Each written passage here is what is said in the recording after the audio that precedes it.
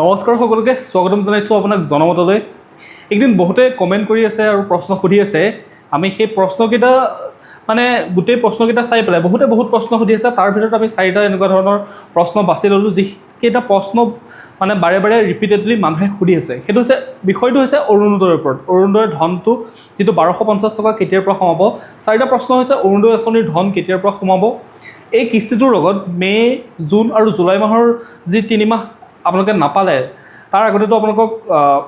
জানুৱাৰী, ফেব্ৰুৱাৰী, March, এপ্ৰিললৈকে 4টা কিস্তি দিছিলে। এই তাৰপিছত মে', জুন, জুলাই এই 3টা কিস্তি যিহেতু দিয়া নাই, মে' মাহত নিদিলে, জুন মাহতো দিয়া নহ'ব, জুলাই মাহতো দিয়া নহ'ব, তো এই 3টা কিস্তি যোগ কৰি দিব নেকি? তাৰপিছত এইবাৰৰ পৰা 3000 টকাকৈ পাব নেকি? আৰু 4 নম্বৰ প্ৰশ্নটো হৈছে আগষ্ট মাহৰ পৰা কোনে কোনে অৰুণোদয় ধন নাপাব। এই 4টা মূল প্ৰশ্ন আমি বাছি উলিয়ালোঁ, যিসকলে প্ৰশ্ন সুধি আছিলে।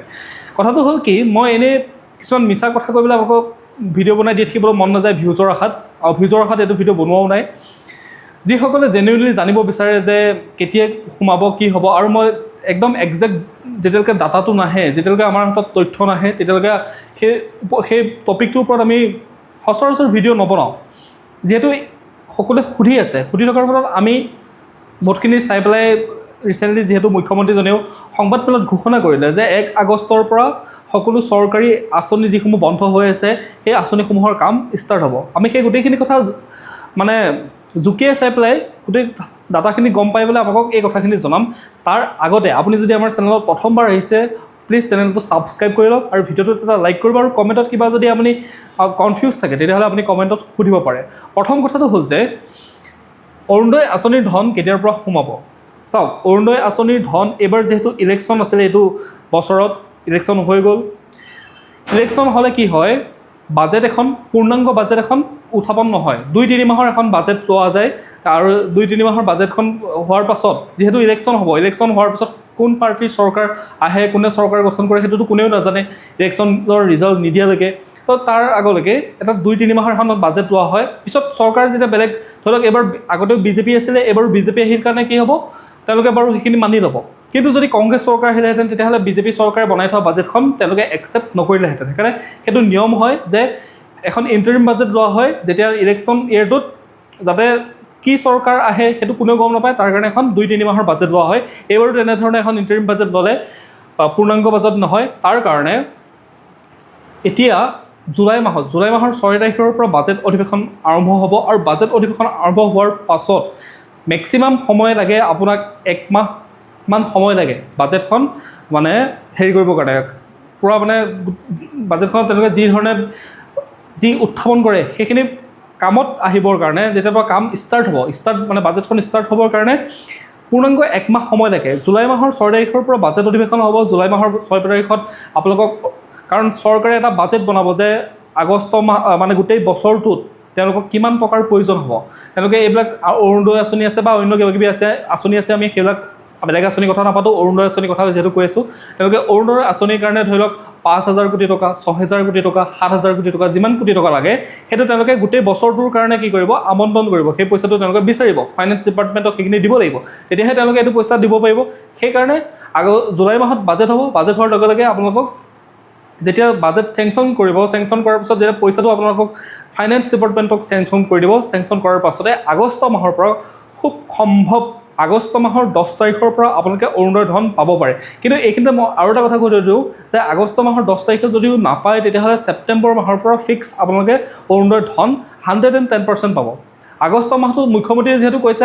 আঁচনিসমূহ ষ্টাৰ্ট হ'ব বুলি, তথাপিতো এটা ডাউট থাকি যায়, কাৰণ বাজেট উত্থাপন এতিয়াও হোৱাই নাই, বাজেট অধিৱেশন হ'ব, হোৱাৰ পাছতহে কামখিনি ষ্টাৰ্ট হ'ব। তাৰ কাৰণে হয় আপোনালোকে 10 আগষ্টৰ পৰা পাব, নহয় ছেপ্টেম্বৰ 10 তাৰিখৰ পৰা, এই 2টা তাৰিখৰ ভিতৰত। মই ভাবোঁ যে আগষ্ট মাহৰ 10 তাৰিখৰ পৰাই পাব লাগে, কাৰণ এই আঁচনিখনক লৈ কি হয়, বহুত মানুহ ৰখি আছে, সেইটো চৰকাৰেও জানে। তাৰপিছতে এই কিস্তিৰ লগত মে', জুন, জুলাই মাহৰ ধন যোগ হ'ব নেকি, এইটো বহুতে সুধি আছে। মে', জুন এইটো কোনো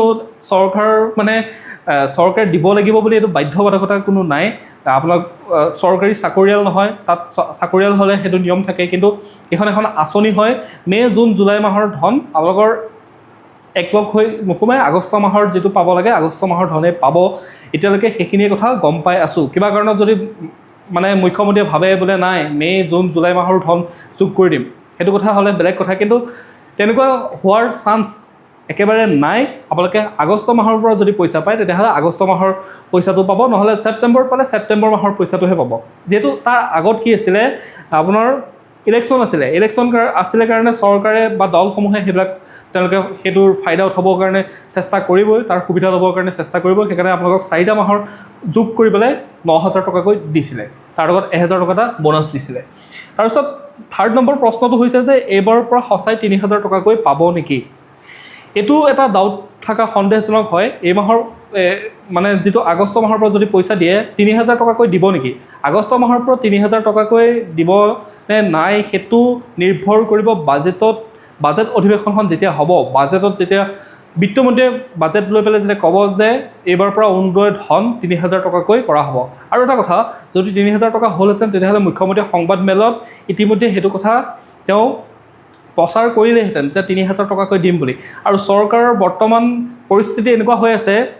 মানে গোটেই দেশতে বস্তুৰ ইমান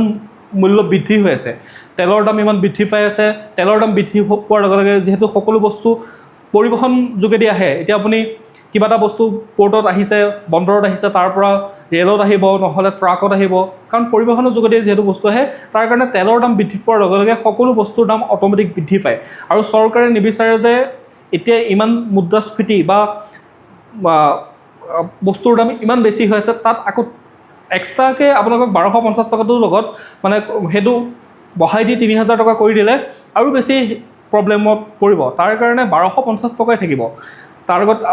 মই ভাবোঁ যে 3,000 টকাৰ কথা কেতিয়াও কৰি নিদিয়ে 3,000 টকা যদি কৰে তেওঁলোকে পিছত হয়তো কৰিব পাৰে কিন্তু এতিয়া 3,000 টকাৰ কৰাৰ কোনো স্থল নাই আপোনালোকে 1,250 টকা পাই আছিলে আৰু সেই 1,250 টকাই পাব চিলিণ্ডাৰ যিটো আছিলে 250 টকা সেইটো সৈতে কিছু লোকে 1,500 টকা পাব পাৰে তাৰপিছতে আগষ্ট মাহৰ পৰা কোনে কোনে অৰুণোদয় ধন নাপাব আৰু এইটো এটা ডাউট বহুতে সুধিছিলে যে আমি অৰুণোদয় পইচা নাপাম নেকি আৰু কথাটো হ'ল কি চাওক আপোনালোক যিসকলে ভিডিঅ'টো চাই আছে সেইটো আপোনালোক সকলোৱে জানে আপোনালোকে অৰুণোদয় আঁচনিৰ কাৰণে হয়তো অসম গ্ৰামীণ বিকাশ বেংকত খুলিছে নহ'লে কোনোবা CSP চেণ্টাৰত SBI একাউণ্ট এটা বা PNB বা তেনেকুৱা কিবা এটা বেংক একাউণ্ট খুলিছে আপোনালোকে নহ'লে মেক্সিমামেতো অসম গ্ৰামীণ বিকাশ বেংকত আপোনালোকে বেংক একাউণ্ট খুলিছে কিন্তু আপোনালোকে কি কৰে সেই বেংক একাউণ্টত আপোনালোকৰ পইচাৰ ট্ৰানজেকশ্যন তেনেধৰণে নকৰে এই অৰুণোদয় পইচাটো যিটো সোমাই সেইটো ট্ৰানজেকশ্যন হয় তাৰ বাহিৰে বহুতৰ ক্ষেত্ৰত কৈ আছোঁ মই কিছু লোকে হয়তো ভাল ট্ৰানজেকশ্যন কৰিব পাৰে কিন্তু বহুতেই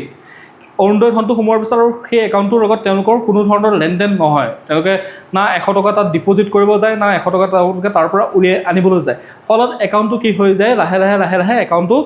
KYC-টো নাইকিয়া হৈ যায় যিহেতু একাউণ্টত আৰু KYC নাথাকিলে তাত পইচা ভৰাব নোৱাৰিব তাৰ কাৰণে আপোনালোকে যিহেতু মে' জুন জুলাই আগষ্ট মাহলৈকে 4 মাহ যদি আপুনি একাউণ্টটোত KYC কৰি থৈ নিদিয়ে তেতিয়াহ'লে আপোনালোকে বেংকে আপোনালোকৰ একাউণ্টটোত জীয়াই আছে বুলি কেনেকৈ ভাবিব এইটো যে একাউণ্টটো জীৱিত হৈ আছে তাৰ কাৰণে আপোনালোকে KYC কৰিব লাগিব যদি আপুনি আগতে বা আজি ডেটলৈকে যদি আপুনি লেনদেন কৰা নাই বিশেষকৈ গাঁৱলীয়া বেংকসমূহত সেইবিলাক সমস্যা থাকে KYC কৰিব লাগিব যদি আপুনি লেনদেন কৰি আছে বোলে মই প্ৰতি মাহে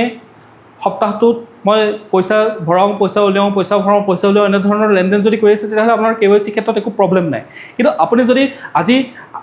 এপ্ৰিল মাহৰ পৰা যদি আপুনি 1 টকাও লেনদেন কৰা নাই সেই একাউণ্টটো KYC মাষ্ট বি কৰিব লাগিব আৰু KYC কৰিলেহে আপোনাৰ অৰুণোদয়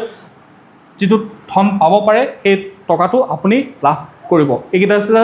4টা প্ৰশ্ন আৰু এটা কথা আপোনালোকক কৈ থৈ যাওঁ যিহেতু 2 আগষ্টৰ পৰা লোকপিয়ল আৰম্ভ হ'বলৈ গৈ আছে লোকপিয়লত যিহেতু এটা কথা জানে যে অৰুণোদয়ত 2 লাখ টকাৰ তলত ইনকাম হ'ব লাগিব 4চকীয়া বাহন থাকিব নালাগিব এনেকুৱা ধৰণৰ কিছুমান ক্ৰাইটেৰিয়া আছে 2 আগষ্টৰ পৰা যেহেতু লোকপিয়ল হ'লে আপোনালোকে গোটেই ডাটাখিনি দিব লাগিব আপোনাৰ ঘৰত 4চকীয়া বাহন আছেনে নাই আপোনাৰ মানে গোটেইখিনি আৰু এইটো যে পকা ঘৰ নে কেঁচা ঘৰ লেট্ৰিন বাথৰুম আছেনে নাই টিঙৰ ঘৰ মানে ওপৰত টিং দিয়া নে চাট দিয়া গোটেই ডাটাখিনি যিহেতু দিব লাগিব দিয়াৰ লগে লগে আপুনি কি হৈ যায় চাওক চৰকাৰে এইবিলাক নিবিচাৰে চৰকাৰে সেইবিলাক বস্তু খুচৰি নুফুৰে যে আপুনি 4চকীয়া বাহন থাকি পেলাইও পইচা লৈ আছে এনেকুৱা ধৰণৰ সেইবিলাক ক্ষেত্ৰত নিবিচাৰে কিন্তু গাঁৱত আছে কিছুমান বদমাছ মানুহ আপোনাৰ ওচৰে পাজৰে বদমাছ মানুহ আছে যেতিয়া তেওঁলোকে সেই লোকপিয়লত বা এনেকুৱা সেই কথাবিলাক গম পাই পেলাই তেওঁলোকে কি কৰিব মনে মনে গৈ পেলাই এই মানুহগৰাকীয়ে ঘৰত অমুক বস্তু আছে অৰুণোদয়খন আঁচনিখন কাটি দিয়ক সেনেকুৱা ধৰণৰ সমস্যা নোহোৱাৰ আগতেই আপুনি একাউণ্টটো ধুনীয়াকৈ KYC কৰি কমপ্লিট কৰি থৈ দিয়ক। KYC কৰি কমপ্লিট কৰি থৈ দিলে পিছত আপোনাৰ একো ধৰণৰ অসুবিধা নহয়। এইখিনি আছিল মূল কথা। যদি কিবা বুজি পোৱা নাই তেতিয়াহ'লে আপোনালোকে কমেণ্টত সুধিব, মই ৰিপ্লাই কৰিবৰ কাৰণে চেষ্টা কৰিম। আৰু চেনেলটো পুনৰ কৈছোঁ ছাবস্ক্ৰাইব কৰি ল'ব আৰু ভিডিঅ'টোত এটা লাইক কৰি দিবলৈ নাপাহৰিব। ধন্যবাদ। পুনৰ লগ পাম অন্য এটা ভিডিঅ'।